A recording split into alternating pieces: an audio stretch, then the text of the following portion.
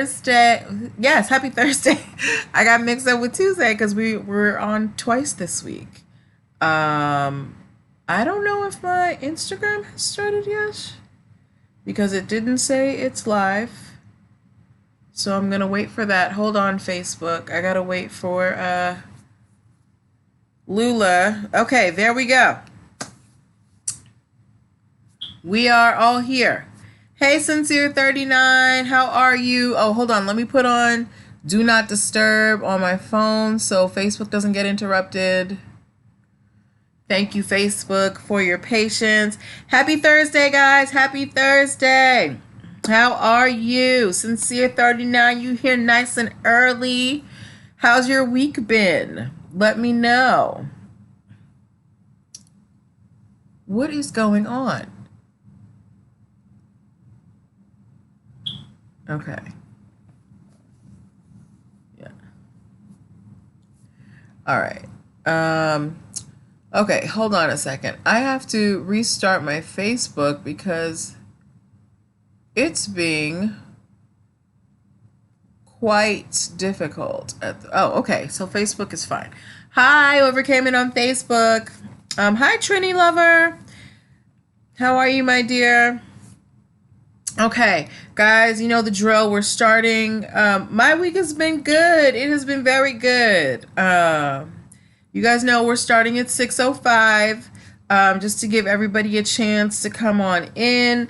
I hope you've been having a wonderful week. I hope it's been productive and relaxing. I hope you've gotten a chance to get out and enjoy the weather. I was very fortunate that today I got to go to the pool. I got a little bit of an extra tan today. Very excited. Yes, hot girl, and that's just how I like it. I'm not complaining. I do not like to be cold. I'm good. Thank you so much for asking. How are you?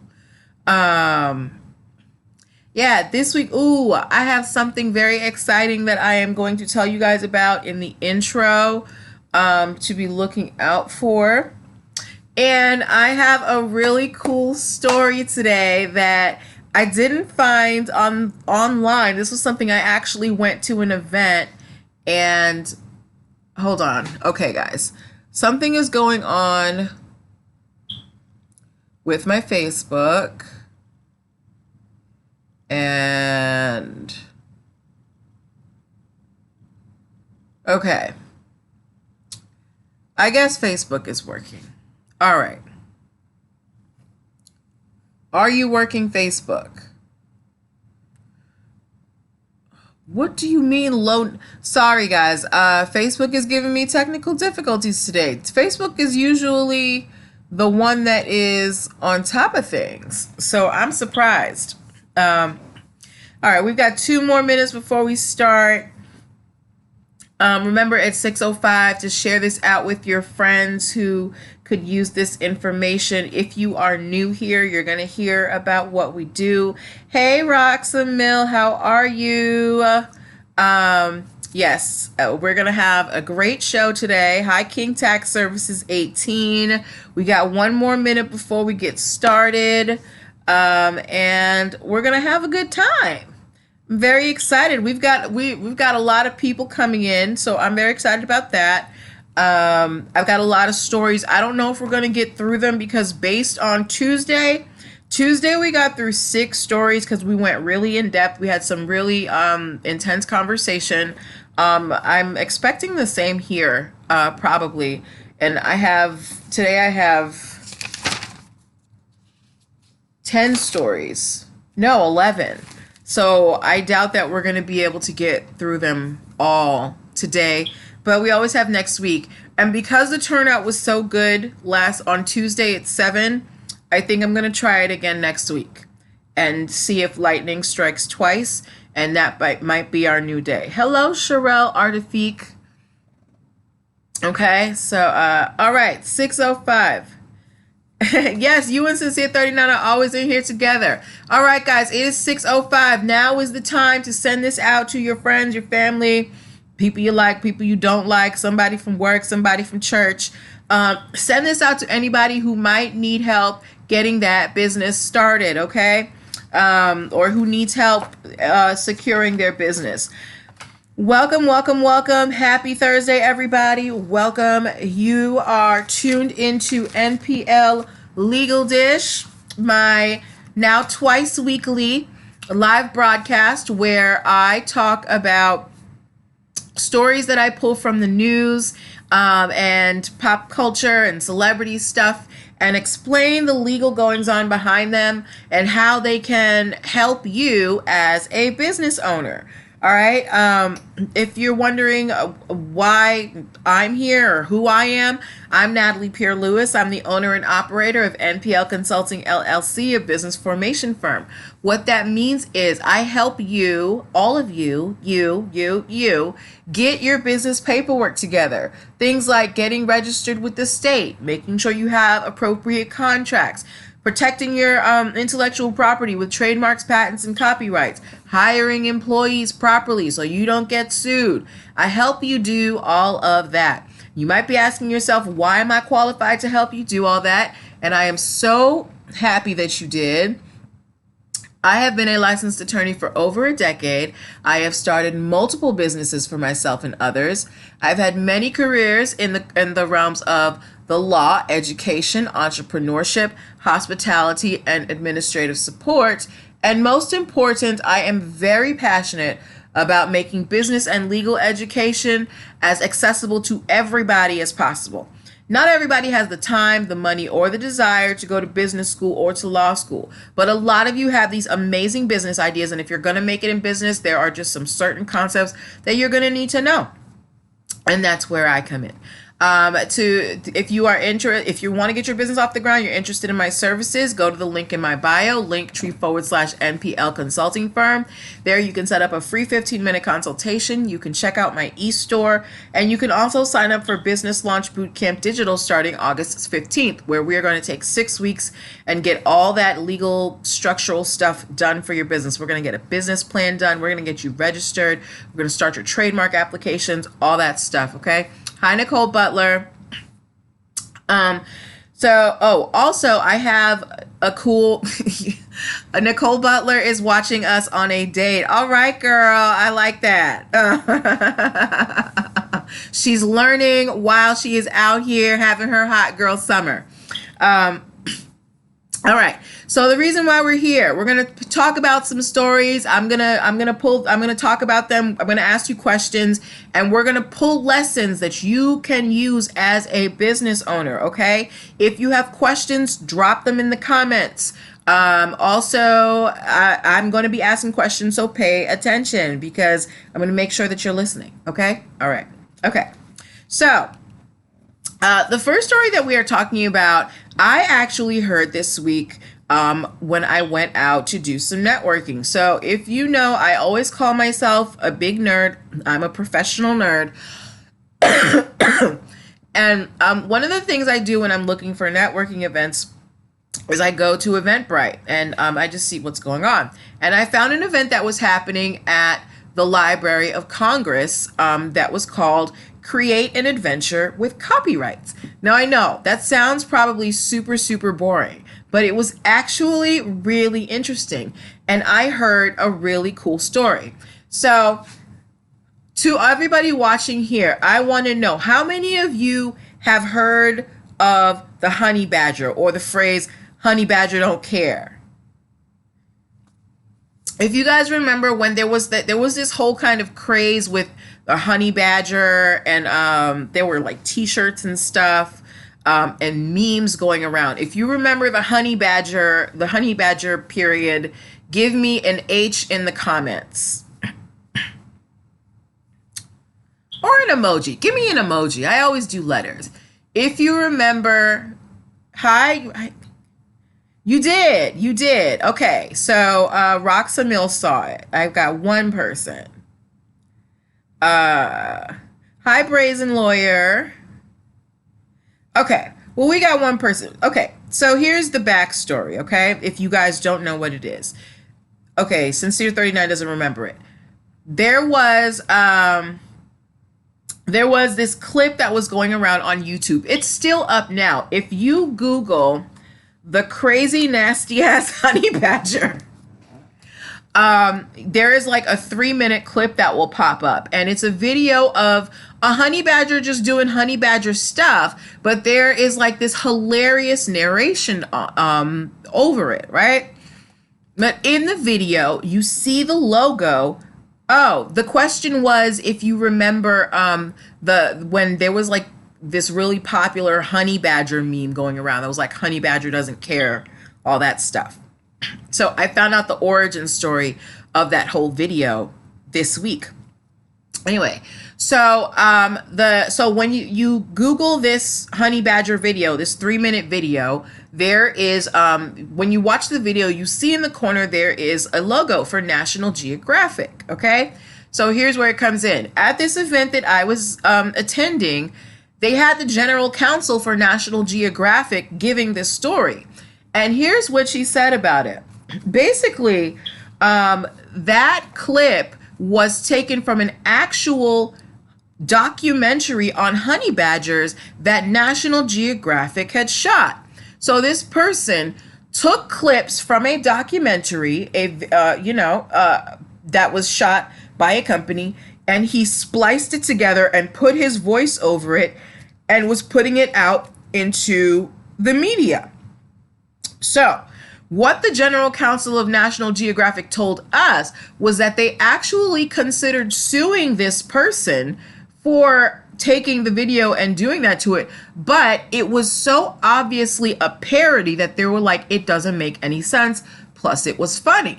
But when the guy who did the narration over it, he tried to trademark the phrase honey badger doesn't care so that he could sell merchandise, and National Geographic blocked him from trademarking the phrase. So I learned the origin story of the honey badger meme. And maybe it doesn't seem like something fun to you guys, but in my nerd brain, this is the most hilarious thing I've ever heard.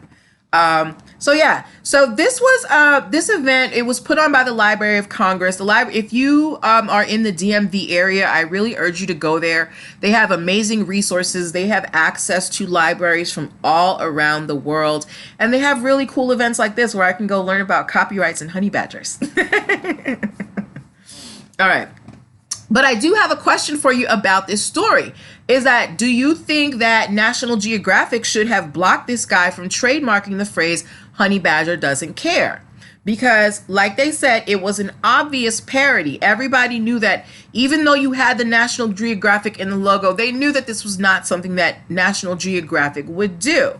And this guy basically took some clips from a larger work, rearranged it, and made it his own. So do you think that National Geographic should have blocked him?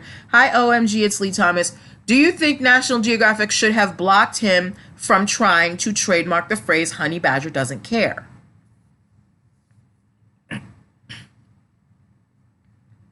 What y'all think? I want to know what y'all think. I want to know what y'all think. I want to know what y'all think.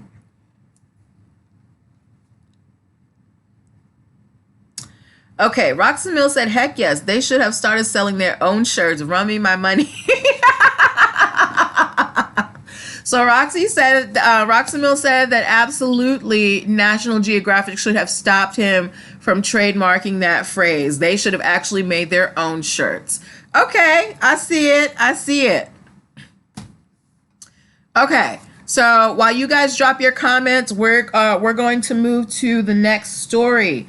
How many of you guys have heard of PayPal? If you have heard of PayPal, give me a P in the comments.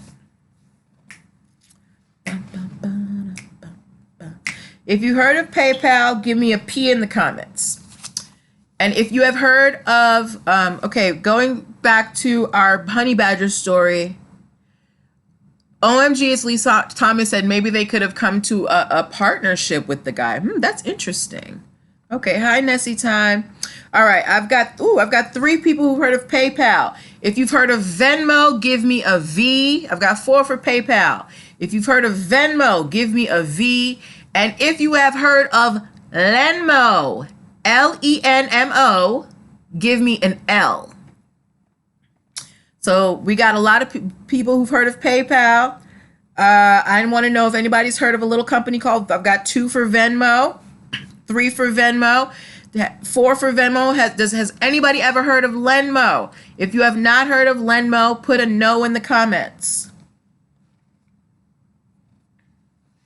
And while you guys do that, I'm going to explain the story to you. So we all know that Venmo is a way for you to send money between you and your friends, things like that. So, okay, so nobody's heard of Venmo. All right. Right. We know Venmo, you send money to your friends, you go out to dinner, somebody pays for it, you send them money, right? I don't know how many of you know, but Venmo is owned by PayPal.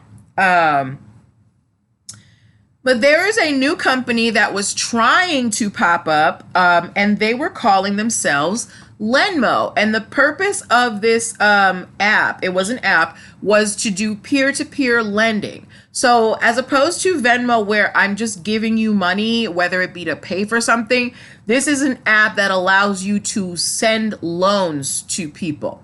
And they're calling it Lenmo. So PayPal was like, you're trying to ride on the coattails of the success of Venmo, and we oppose you using this name, Lenmo.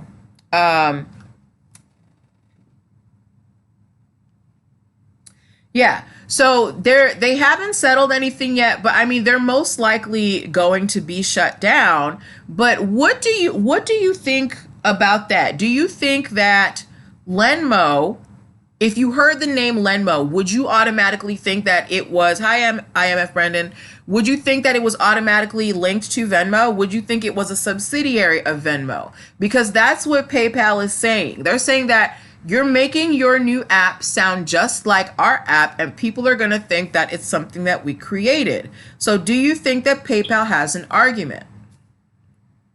And especially considering the industry that this app is going to be in, which is financial, peer-to-peer financial services. Sincere39 said probably. I think it's a definitely. I would think it's a scam version of Venmo. Huh, a scam version of Venmo. That is interesting. So it might backfire on them. Nessie Time said they would think it was associated with PayPal and Venmo. Okay, so I think pretty much we're all in agreement that PayPal has an argument here saying that please stop trying to ride on the coattails of our app's name, right? Okay, but just keep an eye out for that in case you see, Roxamil said, that's tough, but I like the idea. I actually like the idea of the app too, but they need to find another name. There hasn't been any settlement yet, but I will, of course, update you guys as things happen, okay? Okay, so we are going to take a brief break here. Oh, and our next story, we have a music break. I'm very excited. No, shh. Okay. So quick break. If you are new here, I'm Natalie Pierre-Lewis. You're watching NPL Legal Dish, my twice weekly live broadcast where we use celebrity and pop culture stories to teach business and legal concepts. I have a new service that I'm offering. If you would like to advertise your business on my live show, I am selling 30-second spots starting at $3. So this is a really easy and a cost-effective way to promote your business. So if you want to promote your business on my live show, go to the link in my bio, linktree/NPL consulting firm, and you will see the link for that right at the top. Okay? All right. Back to our story. Do I have any Katy Perry? Hi, Kimberly and Faulkner. Do I have any Katy Perry fans in the building today? Katy Perry. If you like Katy Perry, if you've heard of Katy Perry, if you know any of her songs, give me a KP in the comments. Katy Perry. Katy Perry. I actually like a lot of her music, but lately her personality has been kind of getting on my nerves, but whatever. But as we find out whether you guys are available, okay, Sincere39 does not know who Katy Perry is. Roxamil, is that emoji to say it? Okay, Sincere39 has heard of Katy Perry. All right. So if you guys don't know who Katy Perry is, another for Katy Perry, she is a pop artist, very popular, and she dropped an album in 2013 named Prism. And one of the songs on that album was called Dark Horse, and it was a very popular song. She had a remix with Juicy J. But if you didn't know, Katy Perry was sued for copyright infringement by a Christian rap artist by the name of Flame. Sincere said, I know, don't like her. All right. So the song Dark Horse, it got nominated for a Grammy. And yeah, this Christian artist named Flame said that it was copying the beat of an original song that they made. And they've been in litigation over this for 5 years. Sorry, guys, I'm getting distracted. My Facebook keeps going out for some reason. But yeah, so they've been in litigation for 5 years. Now, what I'm going to do is I'm going to play the clip for you because Katy Perry lost. The court said that it is that she is at fault and she ripped off this person's song, and now they have to decide how much she owes this artist. And remember, this song made a lot of money. If you guys remember when Robin Thicke was sued by the Marvin Gaye estate, he had to pay them $5.3 million for that song. So we can expect Katy Perry to pay something similar. But I'm going to play the clips for you side by side because I found a clip on YouTube. I want you guys to listen and tell me what you think, okay? Are similar that the copyright suit was about. This opening figure in Joyful Noise. Can y'all hear that? So it starts on C, 1, 2, 3, 4, 1, 2, 3, 4. So it goes 4 times on C, 3 times on B, 1 time on A. Now in the background of Dark Horse during the verse, we have this. Can y'all hear that? Okay. Roxy said you can't really hear it, so I'm going to turn the volume up. Sorry, guys. Hold on a second. Work with me, guys. We're having technical difficulties.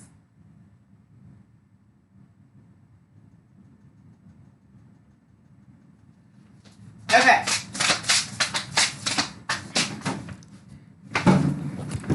All right. Sorry, guys. So let me rewind this a little bit. Okay. Here we go. Voice. This is the Christian rap song. So it starts on C, 1, 2, 3, 4, 1, 2, 3, 4. So it goes 4 times on C, 3 times on B, 1 time on A. Now in the background of Dark Horse during the verse, we have this.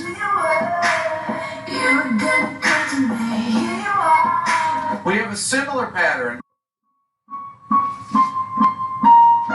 The first riff of Joyful Noise is over in A. Okay, so basically the court said that Katy Perry's song copied this Christian rap song in terms of the beat. So what do you guys think? Do you guys think that those things sounded the same, that they were very similar? And is it possible that Katy Perry stole it from this artist? Because I'm going to finish telling you the rest of the story while you guys let me know what your opinion is.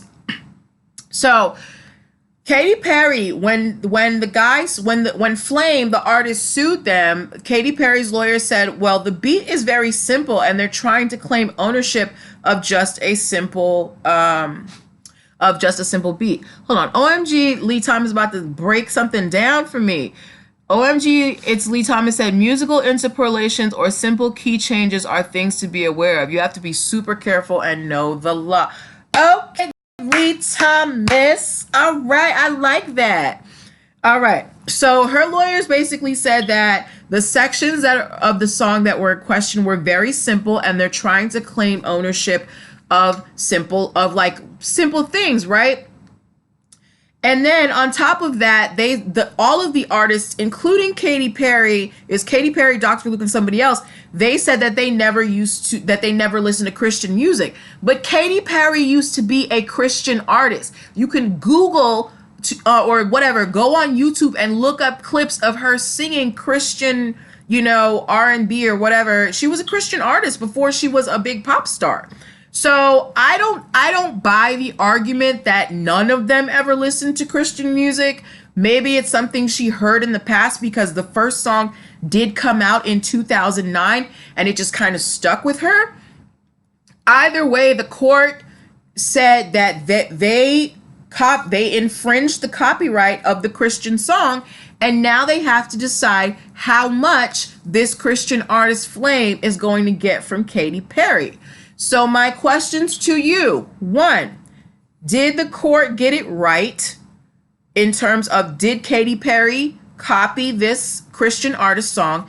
And 2, how much do you think the court should give this Christian artist? Because Robin Thicke had to give Marvin Gaye's family $5.3 million. So do you think the court got it right, and did Katy Perry steal the beat of this song? And how much do you think the court should give in damages?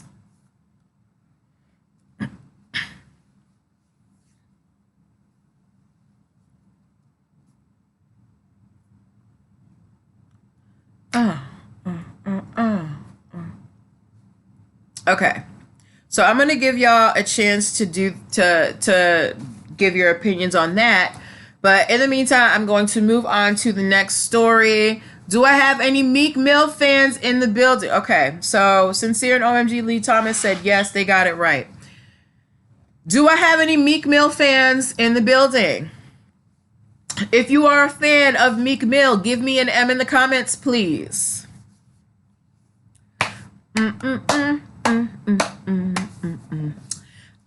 For anybody who does not know who Meek Mill is a very popular hip hop artist. He had a famous case. He was sent to jail for a probation violation that didn't seem very fair, and he actually appealed it a lot. Roxamil, okay, going back to Katy Perry, I think she's been a bit desperate for attention, so it's possible. Okay, OMG, it's Lee Thomas said, I don't think it was deliberate, and this is coming from someone whose music has been stolen. I think 1.5 million based on her net worth is an appropriate payment. Okay. Hi, Miss Whitney. Roxamil said Meek Mill kissy face. Okay. El Haji Nyang just joined. Okay. OMG, Lee Thomas said there should be a settlement. Okay.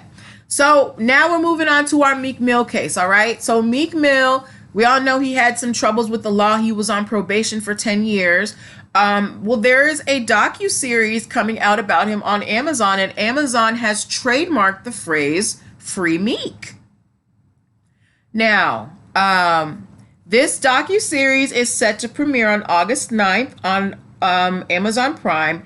It's being produced by Jay-Z. And I understand why Amazon would trademark the name of a movie that they are producing, but the phrase Free Meek did not start with Amazon, right? So we have to ask, in what capacity are they trying to trademark Free Meek?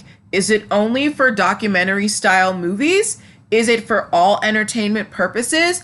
Because what if Meek Mill or Jay-Z wants to do something with the Free Meek phrase and sell merchandise? So what do you guys think about Amazon or at least filing the application to trademark the phrase Free Meek? Hi, Fluffy times infinity. Do you think Amazon should have gone that route? Because for me, only if they're trying to trademark the phrase Free Meek for, documentary style movies. If they're saying that we want all the rights to free Meek, I've got a problem with that because they didn't start it. It was a phrase that was started, amongst the hip hop community for this person. So what do you guys think?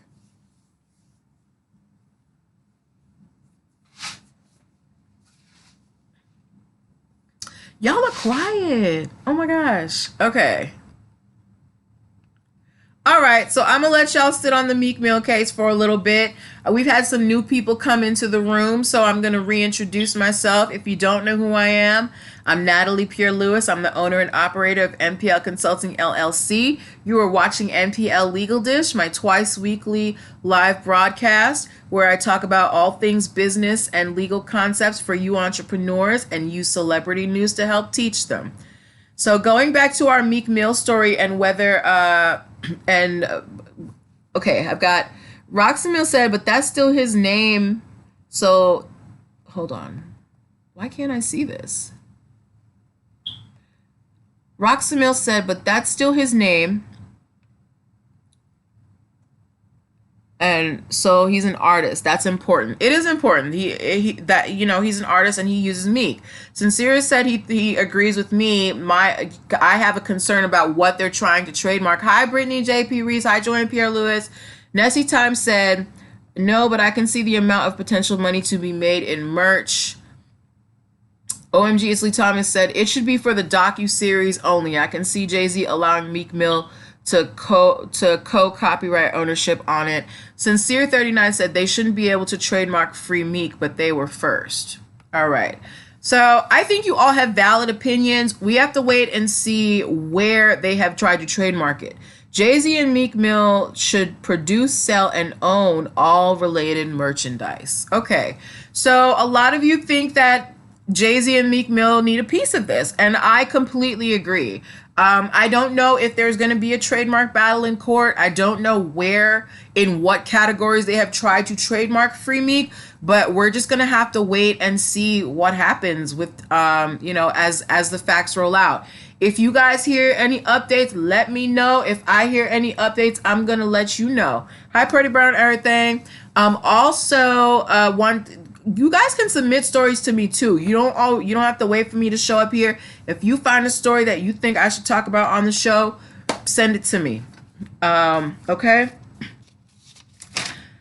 All right, guys, we're talking about our favorite family who's on here every week, even though I don't like them. One guess. Oh. Pretty Brown Everything said, shh, I'm at work. Okay. Sincere 39 said Meek should have trademarked that in the beginning.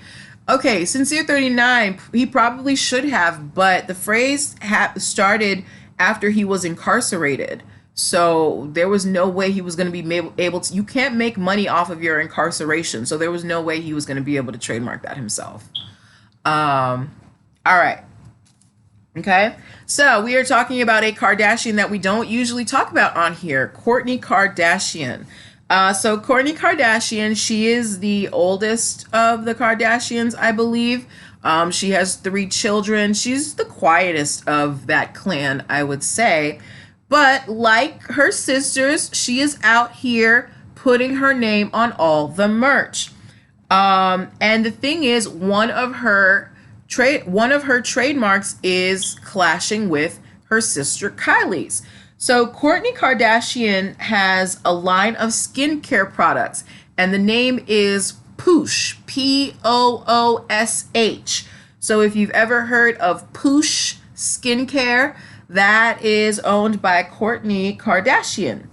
However, her little sister Kylie has her own line of skincare called Kylie Skin by Kylie Jenner. So,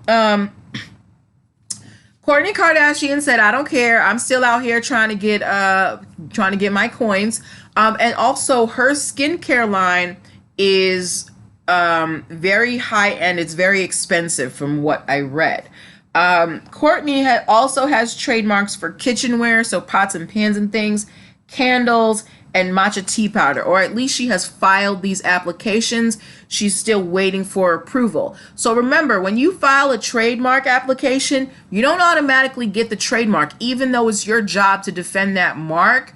You, like, when you file your trademark, there is an examination period for them to see whether this is a viable trademark. So Kourtney Kardashian is still at that stage, and she has filed a trademark for her own skincare line as well. Okay, so another Kardashian out here getting to the money. I mean, hey, I can't even blame them. If I could make money putting my name on stuff, trust me, I wish. Okay. All right. Do we have any boxing fans in the house? Anybody a boxing fan? If you are a boxing fan, give me. Is there an emoji for a boxing glove? Put it in the comments, or put some kind of glove in the comments if you are a boxing fan.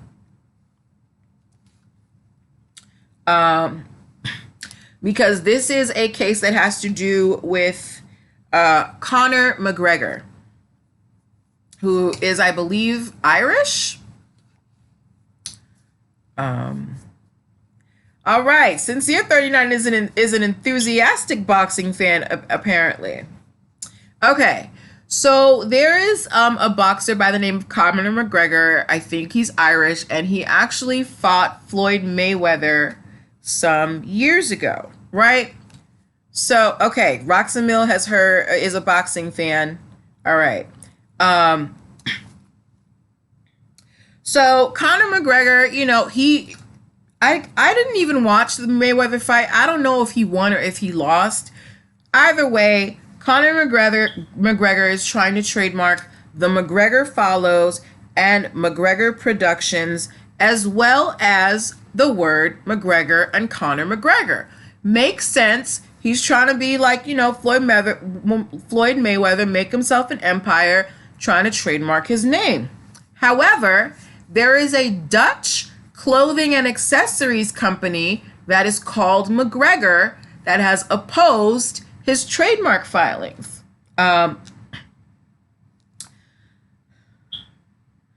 Now, here's the problem. They sell clothes and accessories. Conor McGregor wants to sell clothes, footwear, accessories, and things too. So they pretty much want to sell the same things.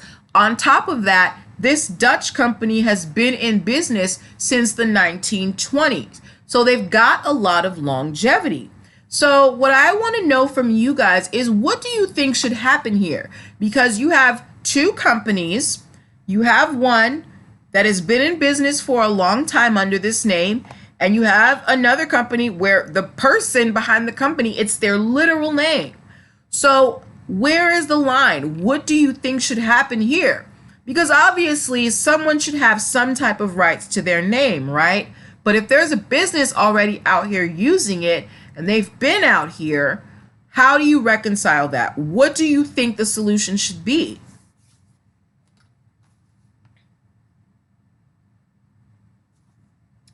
Because they just want to oppose all the trademarks. They're like, no, you can't sell no clothes. Nothing.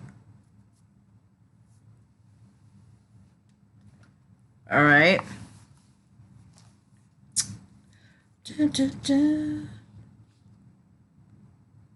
Okay. Okay. All right. You guys are so quiet today. Okay. All right. I'll wait for y'all to drop your comments. In the meantime, we're going to move to the next story. Actually, no, we're going to take a pause here so I can... No, I just did that a second ago. Sorry, guys. It's been a long day and I was sitting up. Okay. Sincere39 said, how many Connors are in Ireland? That's a good question. Nessie Time is thinking. Purdy Brown Everything is said interesting. Sincere39 said that is a very common name over there. Yes, common name over there, but this company is Dutch. So that kind of puts a twist on it, because Conor McGregor, I'm sure he's trying to file this like in the U.S. and Ireland and all that stuff. Also, these are happening in the U.S.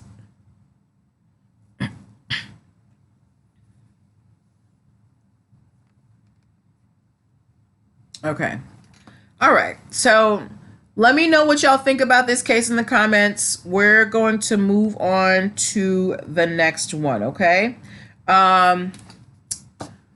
I have anybody here who has ever consumed a Red Bull? Pretty about everything said you would think they would welcome the publicity. Hi, E-Rock. All right. Has anybody here ever consumed a Red Bull? I have. If you have drunk a Red Bull, Sincere 39 said, I think the Dutch company been in business so long they will probably prevail. We'll have to wait and see, even with the mix-up of names. Pretty about everything, we'll have to wait and see. All right. Anybody here who has ever drank a Red Bull, put some wings in the comments, or a bird or something. Give me something with a wing. I want some wings in the comments. This is going to be a very quick story. Just wanted you to know that Red Bull has successfully trademarked their Sincere 39 doesn't like Red Bull. That's cool. Red Bull has successfully trademarked the wings logo in the European Union, but they were denied their color trademark. Pretty about everything said Red Bulls are nasty. I like Red Bull. Okay. So if you remember, I've told you before that you can trademark colors. Thank you, E-Rock. You can trademark colors. So if you think about the T-Mobile pink, the green for Starbucks, Gap blue. I can't think of any other colors right now, but certain colors belong to certain companies. Nessie Time has had a Red Bull, right? Okay. So Red Bull tried to trademark the blue and silver combination for their cans in the European Union, but they have been denied. They were denied because they said their description was not distinctive enough. They were just like, oh, a blue and silver design 50-50. And the European Union was like, no, we need you to give us a specific design. How are you using these colors? What is the ratio of one to another? What are they spatially to each other? So this is just a cautionary tale that trademark laws vary from country to country. So you have to know what the rules are for each country and how you can prevail. If you remember when I started this show, I was always reporting on Christian Louboutin because he was going around the world trying to trademark red bottoms as the logo for his Christian Louboutin shoes. He won in some places and he lost in some places because trademark laws vary. Okay? All right. All right. Next story we're talking about. If you went through my stories today, I asked a question. I had two pictures. They were two pictures that followed each other. One, they both said Claridge's. I said on the first one, does this look, and then on the next one I said look like this, and I asked you guys yes or no, but I think I may have put it up too late because nobody had a chance. Nobody responded to the poll, right? Gosh, I had to knock out Facebook. I'm gonna have to take the YouTube video, download it, and upload it to Facebook because they just kept going in and out, and I couldn't do it anymore. All right. So so there's a hotel in London called Claridge's, but there is also a candle company called Claridge's, and Claridge is the hotel. They have really big clout. They're very famous. They filed a trademark infringement suit against the candle company because they said that the way they designed the font for the name of their product was too close to theirs, and people might think that Claridge Hotels is associated with this small candle company. Not only that, the court agreed with them, and now this small candle company has to totally rebrand, which is why it's very important to do your research when you're branding your company. Make sure that you are not too close to anybody else because you don't want to waste money marketing and branding yourself under one thing, and then because you failed to do your due diligence, someone sues you, says you can't use that marketing style anymore, and you have to completely revamp your company. So you need to be careful, okay?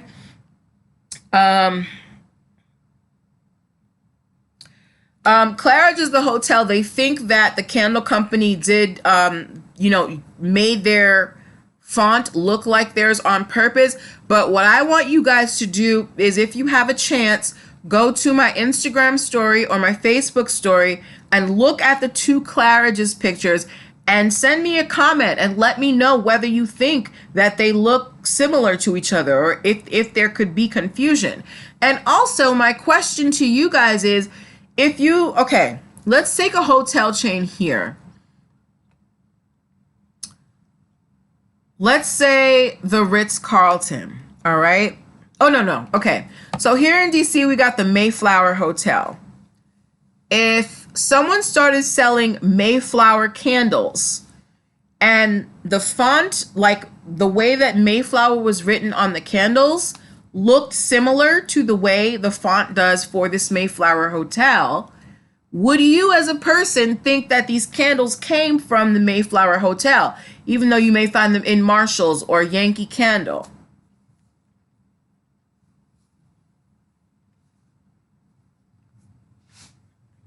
So if the Mayflower Hotel here in DC, they've got their logo, and somebody, let's just say I start a candle company and I name my candle company Mayflower Candles, and the font just so happens to be close to Mayflower Hotel, would you think that my candles were affiliated with the Mayflower Hotel?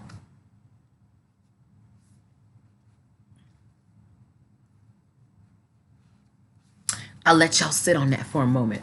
And while we do that, okay, we've got like 14 more minutes. Let me reintroduce okay. Sincere39 said, I would think so. So you think they would be affiliated with each other. All right. Cool. Anybody else? Nessie Time said, no, I haven't heard of either one. You haven't heard of either one, but would you think they were affiliated with each other if you saw them? Roxamil said, only if I was familiar with that hotel. Okay. All right. These are some good arguments, because these are arguments that the candle company might have brought. Either way, the candle company lost and they have to totally rebrand. Okay. Ooh, all right. Our last three, I don't know if we're going to get to all three, y'all, but we have some fun. The last three are pretty fun. Quick recap. I'm Natalie Pierre-Lewis, owner of NPL Consulting. You're watching NPL Legal Dish, my twice weekly live broadcast where I teach business and legal concepts using celebrity news and pop culture. If you're interested in any of my services, hit the link in my bio, linktree/NPL Consulting Firm. Set up a free 15-minute consultation. Also, go check out my e-store and go check out Business Launch Bootcamp Digital. All you aspiring entrepreneurs, I am doing a 6-week camp where we're going to get that business off the ground. Go get your spot today. All right. So now we are back. Do I have any Apple fans in the house? If you own an iPhone, own any Apple products, give me an Apple emoji in the comments. This is a very quick story.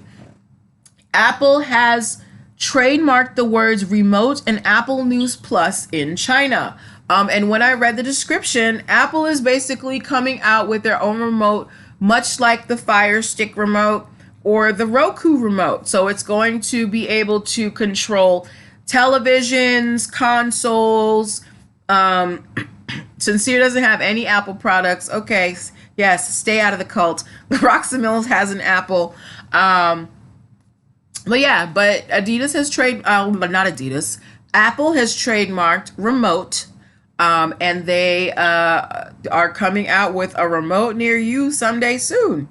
They didn't give me much information on this Apple News Plus thing. But we'll wait and see what Apple has in store for us. But if you are an Apple enthusiast or you like to know what's going on with Apple behind the scenes, there is a website called Patently Apple.